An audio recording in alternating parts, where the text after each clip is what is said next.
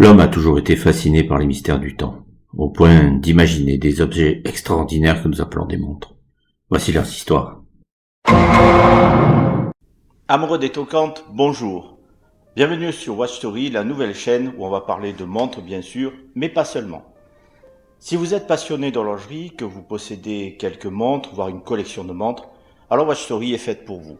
Mais si vous êtes seulement curieux, ou si vous portez une Apple Watch parce que ça vous est utile ou que c'est branchouille, mais que vous aimez de temps en temps avoir au poignet cette incroyable Seiko automatique vintage que vos parents vous ont offerte pour un anniversaire, ou cette vieille Rolex qui est dans la famille depuis 3 générations, celle que papy avait dû s'offrir quand il avait arrêté de jouer au poker avec ses potes le samedi soir, alors Watch Story est aussi faite pour vous.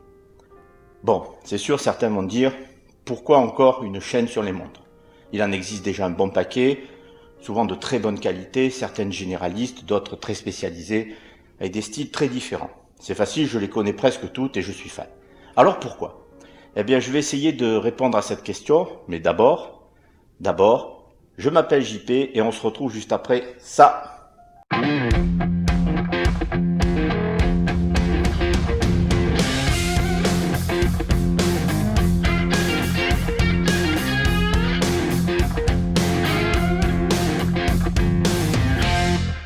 Alors, pourquoi Watch Story? Eh bien, les montres génèrent naturellement une fascination chez grand nombre d'entre nous. L'amour des belles mécaniques, du design, des matériaux, mais aussi et bien sûr de l'histoire, car les montres ont toujours été intimement liées à l'histoire des hommes. C'est de ce constat qu'est né Watch Story. Ensuite, à notre époque totalement submergée par le numérique, quand on s'intéresse à un sujet, on regarde forcément sur le web tout ce qui peut s'y rapporter.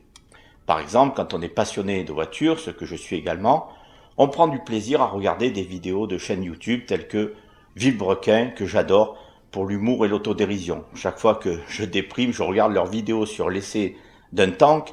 Vous devriez essayer pour voir.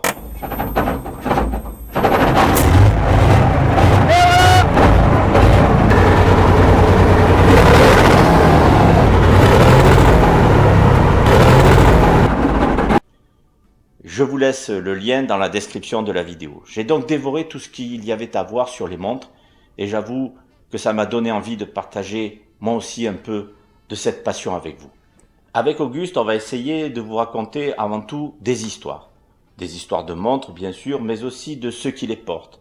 Des marques qui les fabriquent, des événements qui les ont rendus célèbres, dans des domaines très différents tels que le sport, l'art, la politique, les guerres, la science. Comment une Omega Spin Master a pu sauver les astronautes d'Apollo 13 d'une mort atroce? Et peut-on imaginer que la conquête spatiale ait pu être bien différente si le pire s'était produit? Dans la Casa des Papel, c'est une montre que choisit le professeur pour passer un message essentiel à Lisbonne, une Forsam Vintage, tandis que son frère, Berlin, porte lui une magnifique Patek Philippe Genève. Quel point commun entre Elvis et les Men in Black? Une montre bien sûr, la très spéciale Hamilton Ventura. Des histoires comme celle-ci, à raconter sur nos précieux garde-temps, il y en a des milliers, drôles, tragiques, émouvantes. Ces petits objets qu'on accroche au poignet ont tous ou presque quelque chose à nous raconter. Alors c'est vrai, quand on achète une montre, il faut avant tout en choisir une qui nous plaise, c'est le premier critère. Mais c'est bien aussi de se poser la question, a-t-elle une histoire?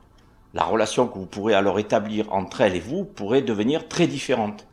Le but de Watch Story, c'est de vous inciter à vous poser cette question, à vous donner envie de creuser un peu et de découvrir ce qui se cache derrière un simple boîtier. Alors ici, chez Watch Story, on va organiser tout ça sous forme de série d'épisodes sur le sport automobile, la conquête spatiale, l'histoire de l'aviation, les conflits du XXe siècle, le cinéma et bien d'autres sujets, tous plus passionnants les uns que les autres. À chaque épisode, nous vous présenterons en détail une ou plusieurs montres que nous aurons si possible en main, et ce sera le cas la plupart du temps, je vous l'assure, car c'est le seul vrai moyen de porter un jugement ou du moins de donner un avis éclairé. On s'attardera sur leurs caractéristiques techniques, leur design, leur prix, on essaiera de donner un avis qui sera forcément subjectif car il sera surtout question d'émotion. Et nous restons avant tout des amateurs. Ceci dit, si on peut faire découvrir 2-3 trucs à quelques curieux, ce serait déjà génial. Mais pour ne rien rater, il va falloir vous abonner. Oui, cliquez juste là en dessous. Bien. Important, Watch Story n'est marié avec personne. Mais ceci ne nous empêchera pas de faire un peu de pub à des professionnels qui le méritent, que ce soit pour la qualité de leurs produits, leur disponibilité ou leurs compétences techniques. On essaiera de parler autant de marques très connues que de micro-marques, à partir du moment où il y a une histoire à raconter. On va surtout essayer de ne pas se prendre trop au sérieux, car la montre est avant tout un objet de plaisir, de désir. Il y a de la sensualité dans ces objets étranges. Bon, j'avoue qu'en regardant une de mes G-Shock, je me dis que côté sensualité, il y a du boulot quand même. Mais je l'aime aussi. Alors, je ne vais pas vous quitter avec cette première vidéo sans vous raconter une histoire, n'est-ce pas? Ok, donc je vais vous raconter une histoire qui ne ressemblera en rien à celle que vous entendrez par la suite, c'est promis. Nous sommes dans les années 70, c'est l'histoire d'un ado, fan de Steve McQueen et de sa série culte Au nom de la loi, qui découvre un jour par hasard, sur une des 3 chaînes de télévision, et oui, à l'époque, pas de Canal+, et encore moins Netflix ou Prime.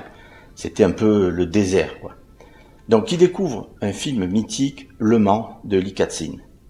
Et il voit pour la première fois la montre qui va le hanter toute sa vie, la Heuer Monaco. Et oui, je dis bien Heuer et pas Tag Heuer, car à cette époque, Heuer est encore une marque indépendante. Elle intégrera le groupe Tag seulement en 1985.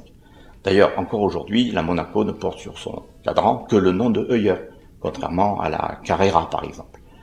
Je ne m'attarde pas trop sur cette histoire de marque ni sur l'histoire de la montre, car nous réaliserons un épisode spécial dans la série des montres de cinéma ou du sport automobile. Enfin, peut-être. Mais de toute façon, pour être au courant de nos nouveaux épisodes, il faut vous abonner, je vous l'ai déjà dit, sur le bouton là-dessous. Donc notre ado tombe amoureux, il paraît que c'est le bon âge, et c'est ce qui déclenche sa passion pour les montres en général. Il grandit, il devient un jeune adulte, et il est toujours obsédé par cette merveille de technologie, son boîtier carré, son cadran d'un bleu profond. Mais bien sûr, il n'y a pas les moyens, une Monaco, ça coûte le prix d'une jolie petite bagnole d'occasion. Et il y a des priorités dans la vie. Alors, il s'achète des Casio, des Seiko, et ce sont des super montres de grande qualité et avec une belle histoire. Maintenant, notre ado, il a passé la quarantaine, et en économisant un peu, il pourrait se l'offrir, son rêve de gosse. Mais voilà, il s'aperçoit qu'il n'y arrive pas. C'est comme si, en achetant son rêve, il avait peur de le briser. Vous voyez, un peu comme les chevaliers de la table ronde. D'après vous, ils auraient fait quoi après avoir trouvé le Graal? À part peut-être aller chez Pôle emploi. Ça vous fait pas mal à la tête de glandouiller 24 heures sur 24?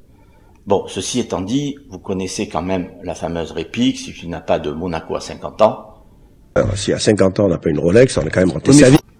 Ah, mince, j'avais oublié, c'était une autre marque. Peu importe, pour ses 50 ans, son épouse lui dit, voilà, j'ai mis un peu d'argent de côté, je sais que tu rêves de cette fameuse Monaco, je voulais te faire la surprise pour ton anniversaire, mais il y a plein de modèles différents, c'est quoi exactement la référence que tu veux? Alors là, on est passé à 2 doigts de la catastrophe. Imaginez un instant que je me retrouve avec une calibre 12, ou pire, une calibre 2. Comment? Oui, je sais, c'est pas mon histoire. Ok. Donc c'est l'histoire de l'autre gars. On est bien d'accord, la seule vraie Monaco, c'est la calibre 11, avec la couronne à 9 heures, non? Bon. Revenons à notre personnage de fiction dont l'épouse lui propose de lui offrir enfin son rêve de gosse. Et là, il lui sort « Mais non, ma chérie, on va plutôt refaire la cuisine d'été. » Non, mais... Allô, quoi, je te jure. Je suis sûr qu'il y en a parmi vous qui sont en train de se dire « Allez, ça suffit, maintenant j'y pirate ton cirque, sors-nous ta montre fétiche. » Eh bien non. Toujours pas de Monaco. Je suis toujours bloqué comme un ado boutonneux devant la reine du lycée. Comme quoi les montres, ça peut rendre vraiment fou.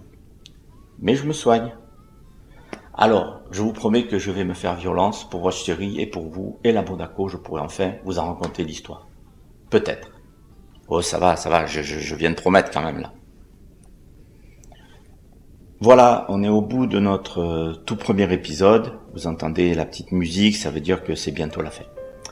Pour les curieux qui se demandent ce que je porte aujourd'hui au poignet, eh bien c'est une montre que j'adore pour son look vintage des 70s, une Seiko Recraft SNKP 23, calibre 7S26, une vraie beauté avec ce bleu magnifique.